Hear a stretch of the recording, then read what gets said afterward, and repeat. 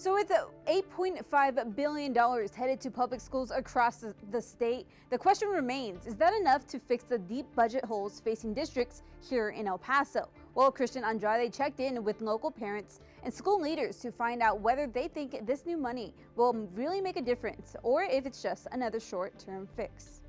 I think we're getting ripped off. Yeah, it really doesn't make up for the deficit. I think they shortcut, they cut the kids out, It's supposed to always be for the kids. The Texas government finally answers mass requests from public schools for more state funding with House Bill 2. The bill allocates $8.5 billion to go to public schools around the state. But the bill likely won't be enough to cover the deficit of every school district. Multiple school districts in El Paso face multi-million dollars in budget deficits. One of them is the East Leda Independent School District, which has faced a budget deficit for years.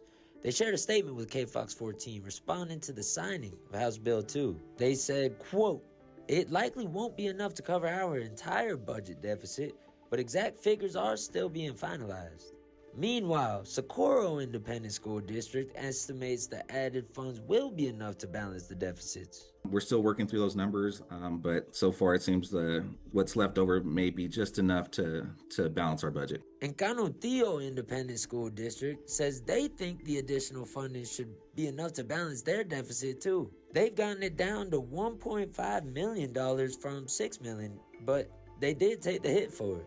We are hopeful that what the bill does will help us cover that last $1.5 million, but that doesn't take away the fact that we've had to make severe cost savings and reductions in services because the state has really not done its part in funding schools properly. Gustavo Reveles, the communications director at Canutillo Independent School District, says while they appreciate the bill, they wish the price per student would have been more realistic to the price of providing a quality education.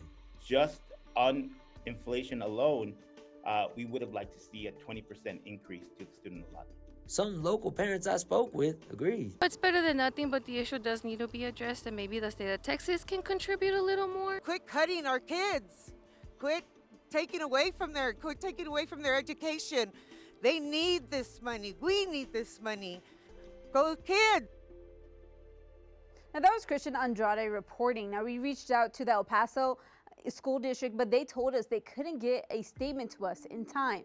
And for now, none of the districts we talked to could say exactly how much money they'll be getting. But as soon as we get those numbers, we'll make sure to pass that along.